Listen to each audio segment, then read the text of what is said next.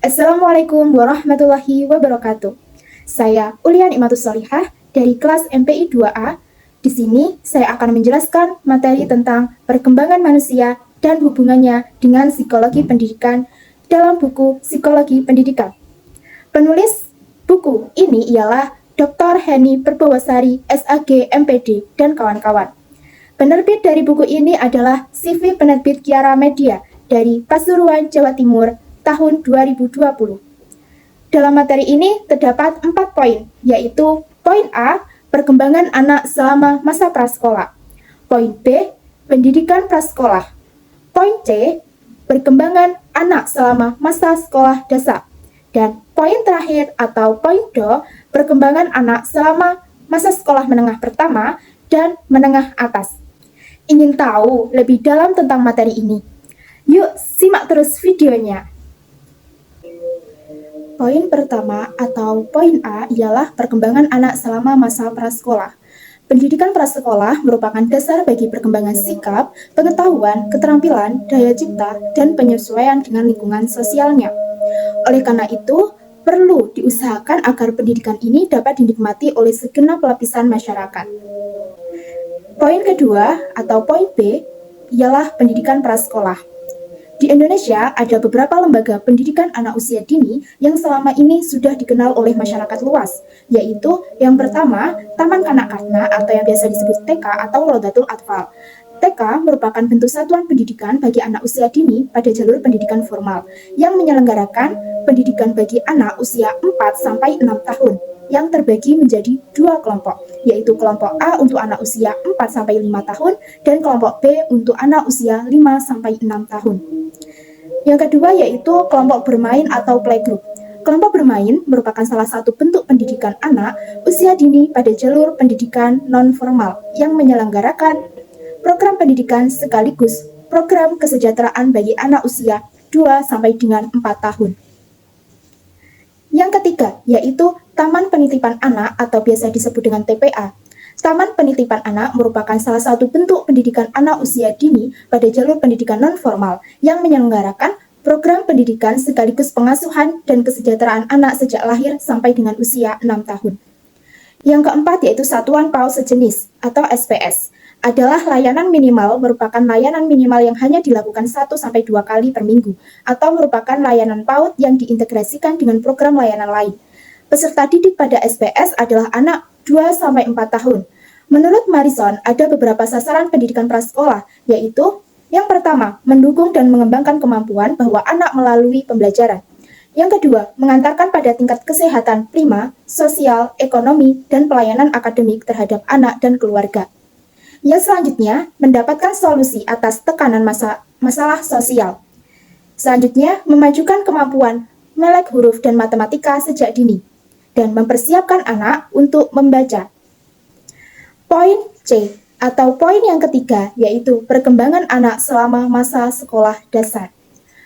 Pertumbuhan dan perkembangan adalah 2 istilah yang selalu digunakan dalam psikologi. Sebagian psikolog memandang kedua istilah ini berbeda, namun sebagian yang lain memandang istilah perkembangan tercakup makna pertumbuhan. Secara umum, kedua istilah ini memiliki persamaan dan perbedaan. Persamaan kedua berkaitan dengan perubahan pada diri individu. Perbedaannya pada jenis perubahan yang terjadi. Pertumbuhan merupakan perubahan yang terjadi secara kuantitatif yang meliputi peningkatan ukuran dan struktur.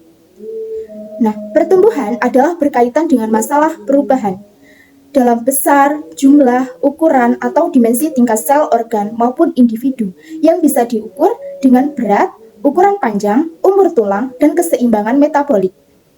Pertumbuhan adalah suatu proses bertambahnya jumlah sel tubuh suatu organisme yang disertai dengan pertambahan ukuran, berat, serta tinggi yang bersifat irreversible atau tidak dapat kembali pada keadaan semula.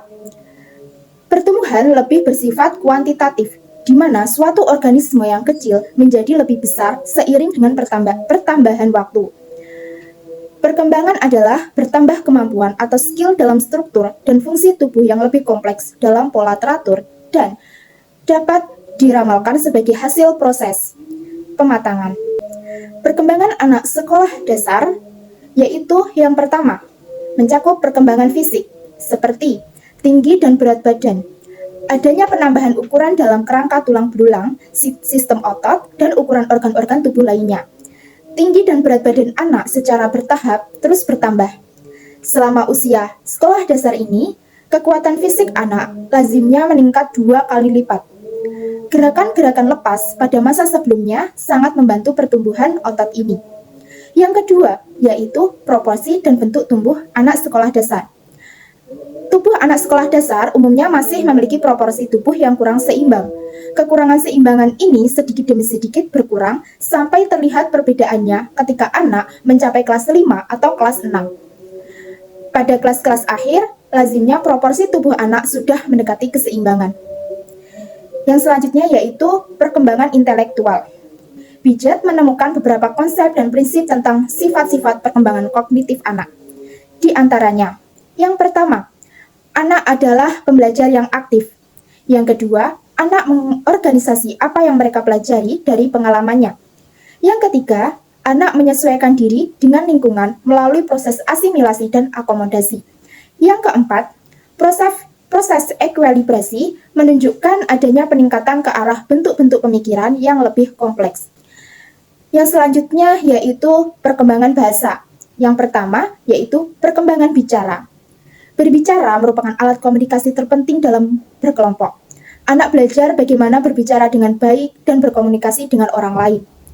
Anak menggunakan kemampuan bicara sebagai bentuk komunikasi, bukan semata-mata sebagai bentuk latihan verbal. Yang kedua yaitu minat baca.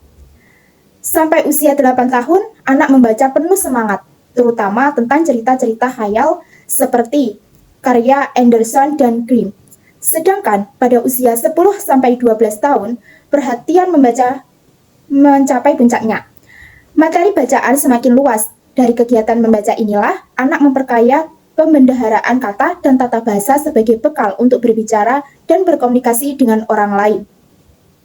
Nah, ciri-ciri anak usia sekolah dasar, yaitu yang pertama, ada hubungan yang kuat antara keadaan jasmani dan prestasi sekolah.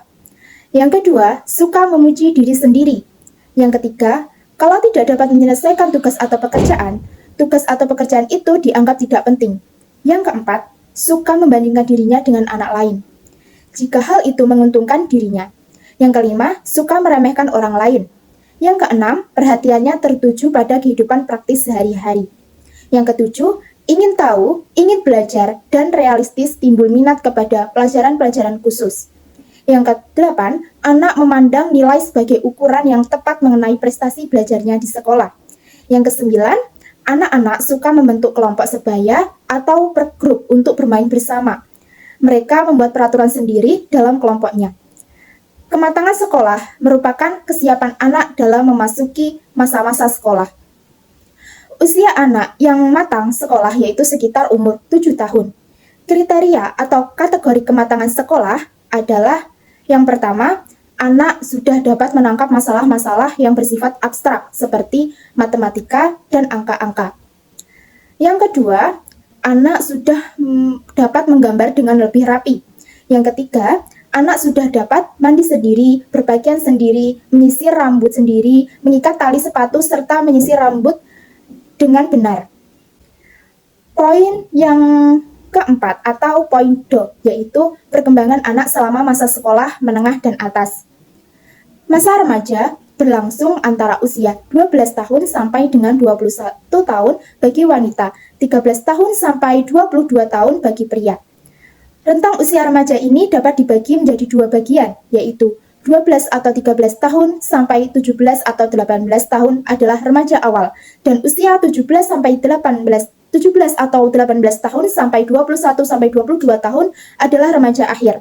Menurut hukum di Amerika Serikat saat ini, individu dianggap telah dewasa apabila telah mencapai usia 18 tahun dan bukan 21 tahun seperti ketentuan sebelumnya. Pada usia ini, umumnya anak sedang duduk di bangku sekolah menengah. Nah, ciri-ciri anak usia sekolah menengah yaitu yang pertama, masa pencarian identitas diri. Pada periode ini, konformitas terhadap kelompok sebaya memiliki peran penting bagi remaja. Mereka mencoba mencari identitas diri dengan berpakaian, berbicara, dan berperilaku sebisa mungkin sama dengan kelompoknya. Selanjutnya yaitu masa periode yang paling penting, yaitu masa remaja ini memiliki karakteristik yang khas jika dibandingkan dengan periode-periode perkembangan lainnya. Selanjutnya yaitu masa peralihan. Beberapa transisi yang dihadapi pada masa anak sekolah menengah diantaranya transisi dalam emosi. Yang selanjutnya yaitu masa remaja sebagai masa yang tidak realistik. Remaja mempunyai pandangan bahwa dunia sesuai keinginannya dan tidak sebagaimana kenyataannya.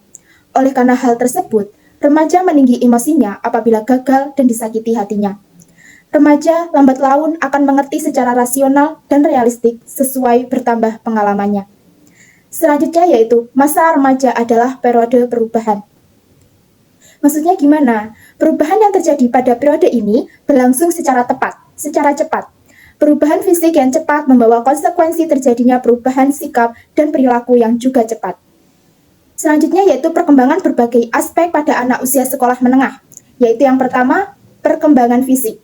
Dengan terjadinya perubahan yang sangat cepat pada masa pubertas, baik itu perubahan pada proporsi tubuh maupun berkembangnya ciri-ciri seks sekunder, individu yang berada pada fase remaja secara biologis mulai menunjukkan tanda-tanda sebagai orang dewasa. Selanjutnya yaitu perkembangan perilaku seksual. Perilaku seksual adalah perilaku yang muncul karena dorongan seksual. Perkembangan perilaku seks merupakan konsekuensi logis dari perkembangan ciri-ciri seks primer dan sekunder. Masalah akan timbul jika para remaja tidak bisa mengendalikan dorongan seksualnya, sehingga perilaku yang terjadi tidak sesuai dengan norma. Yang ketiga yaitu perkembangan intelektual. Karakteristik perkembangan intelektual remaja.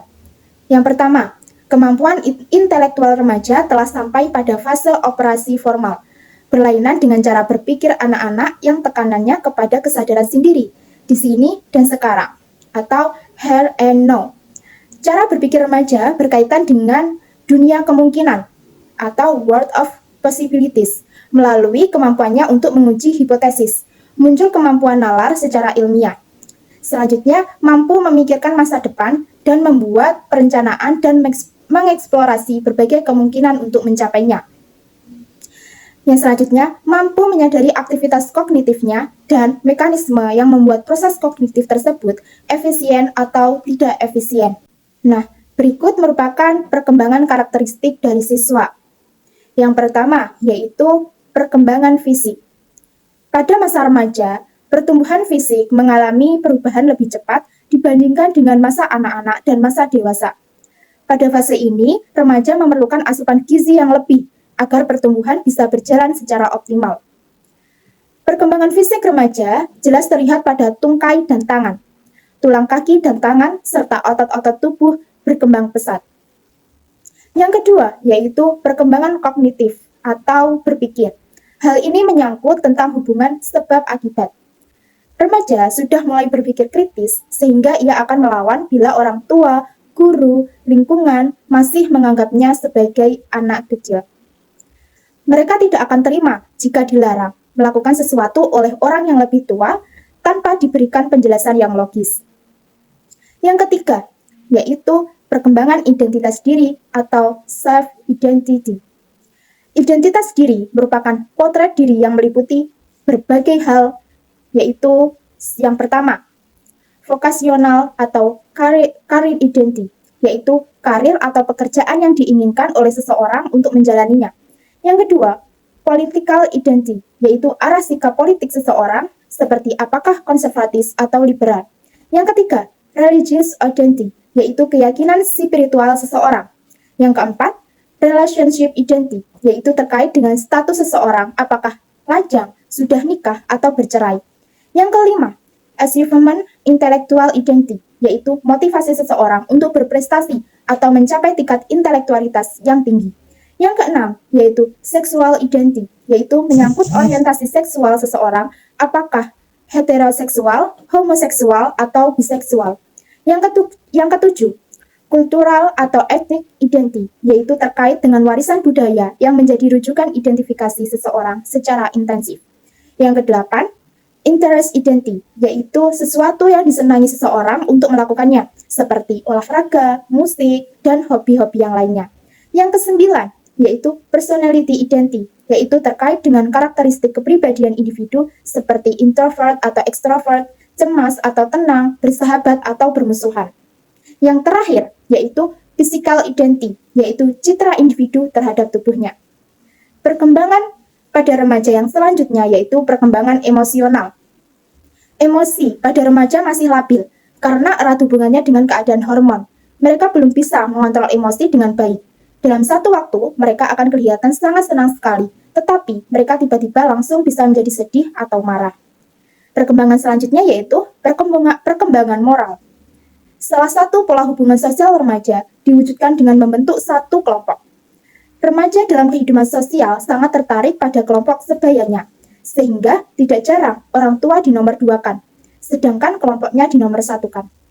Perkembangan selanjutnya yaitu perkembangan kepribadian secara umum. Secara umum, penampilan sering diidentikan dengan manifestasi dari kepribadian seseorang, namun sebenarnya tidak, karena apa yang tampil tidak selalu menggambarkan pribadi yang sebenarnya, atau bukan aku yang sebenarnya. Dalam hal ini, amatlah penting bagi remaja untuk tidak menilai seseorang berdasarkan penampilan. Sehingga orang yang memiliki penampilan tidak menarik cenderung dikucilkan.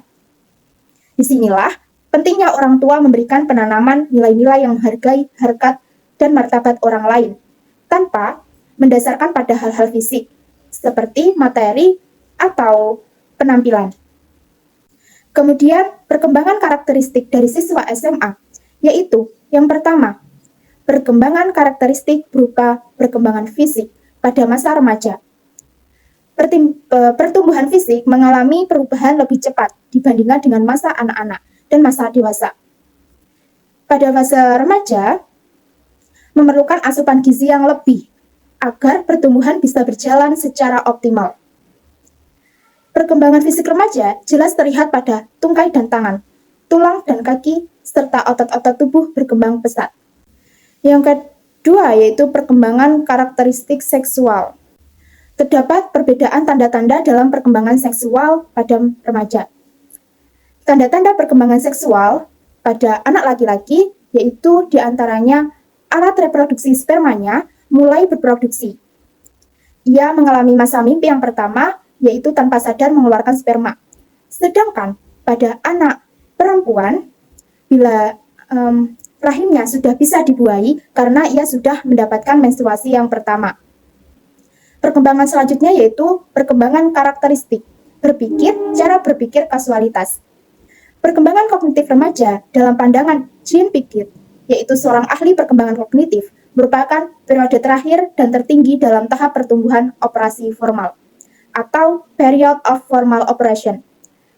Pada periode ini, idealnya para remaja sudah memiliki pola pikir sendiri dalam usaha memecahkan masalah-masalah yang kompleks dan abstrak yang terjadi dalam kehidupannya. Selanjutnya yaitu perkembangan karakteristik emosi yang cenderung meluap-luap. Emosi pada remaja masih labil karena erat hubungannya dengan keadaan hormon. Mereka belum bisa mengontrol emosi dengan baik. Dalam satu waktu, mereka akan kelihatan sangat senang sekali, tetapi mereka bisa tiba-tiba langsung menjadi sedih atau marah. Perkembangan yang selanjutnya, yaitu perkembangan karakteristik dalam kehidupan sosial. Salah satu tugas perkembangan yang harus dikuasai remaja yang berada dalam fase perkembangan masa remaja madya dan remaja akhir adalah memiliki keterampilan sosial atau social skill untuk dapat menyesuaikan diri dengan kehidupan sehari-hari.